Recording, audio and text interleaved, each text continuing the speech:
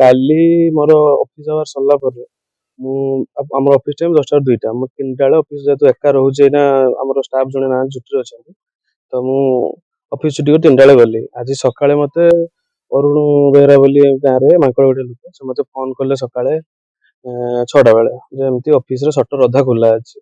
ତ ମୁଁ ଶୁଣିକି ଆସିଲି। ଆସିଲା ପରେ ଦେଖିକି ଏମିତି ଯାଇକି ଥାନାରେ ଏଫଆଇଆର ଦେଲି। କେତେ ଟଙ୍କା ଥିଲେ ଟଙ୍କା ତ ଆମକୁ ତ ଥାନା ବାଲା ଆସିଥିଲେ କିଛି ଛୁଇଁବା ପାଇଁ ମନା କଲେ। 10,000 ଭିତରେ ଟଙ୍କା ଥିଲା, ବହି ଥିଲା, ଲୋକଙ୍କ ପାସବୁକ୍ କିଛି ଥିଲା, ଡକୁମେଣ୍ଟ କିଛି ଦରକାର ଡକୁମେଣ୍ଟ କିଛି ଥିଲା, ଆଉ ଆମର ରେଷ୍ଟ୍ରି ଚିଠି ବି ଥିଲା। ଯେତିକି ଯାହା ଚୋରି ଆନୁମାନିକ କେତେ ଟଙ୍କା ହବ ଅନୁମାନ କର? 10,000 ଭିତରେ ହବ। 10,000 ଟଙ୍କା ଥିଲା। ଆଉ ଅଲଗା ସାମାନ କେତେ ଟଙ୍କା? ନା ବହି ତମେ ଦେଖାଯାଇନି, ମତେ ଛୁଇଁବା ପାଇଁ ମନା କଲେ। ମୁଁ ଚେକ୍ କଲି ସେଟା। ମୁଁ ସକାଳୁ ଯେତେବେଳେ ଚାହା ପିଇବାକୁ ଆସିଥିଲି ସେତେବେଳେ ଚାହା ପିଇବାକୁ ବୁଲେଇ ପଡିଲି, ଦେଖିଲା ବେଳକୁ ପୋଷ୍ଟ ଅଫିସଟା ଖୋଲା ଅଛି। ତାପରେ ମୋ ସହିତ ଯୋଉମାନେ ବସିଥିଲେ ଚାହା ଦୋକାନ ବାଲା ତାଙ୍କୁ ପଚାରିଲେ ପୋଷ୍ଟ ଅଫିସ କାହିଁ ଖୋଲା ହେଇଛି?